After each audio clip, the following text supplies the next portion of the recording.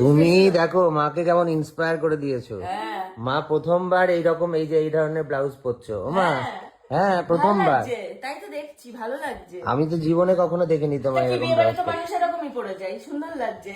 এটা হচ্ছে মার মানে নতুন বানিয়েছে, শাড়িটার সাথে ব্লাউজের পিসটা এরকমই ছিল, দুটো ছিল না ওর সাথে, দুটো দু রকম ব্লাউজ আছে, একটা এরকম পিস আছে, একটা আরেক রকম পিস। তো এটা এটা বেশি ভালো লাগবে। আমি কি করেছি ফিটিংস হয়েছে ঠিকঠাক? হাতা দুটো আমি নিয়েছি, হ্যাঁ আর বডিটা বাদ, বডিটা বাদ দিয়েছি। বডিটা বাদ মানে পিঠের দিকে একটা কাজ ছিল নাকি? হ্যাঁ এটা কোট নেক কাটিং করা ছিল। কই দেখি মা, ঘোরো পিছনে ঘোরো। বাবা তুমিও তো আবার লটকন লাগিয়েছো দেখছি। হ্যাঁ এই তো প্রথমবার আমি তো তোমাকে দেখছি এরকম পরতে। তা কি পড়বে না, তা কি করবে? এ কি শাশুড়ি হয়েছে বলে সে কি যায় পড়বে না নাকি? পরে যাওয়া যাবে তো? হ্যাঁ পরে যাবে।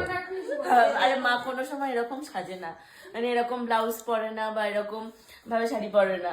তো এখন বলছে যে তোমার সাথে যাবো, একটু সেজে গুজে যাই, তাই জন্য তো অবশ্যই সাজবে।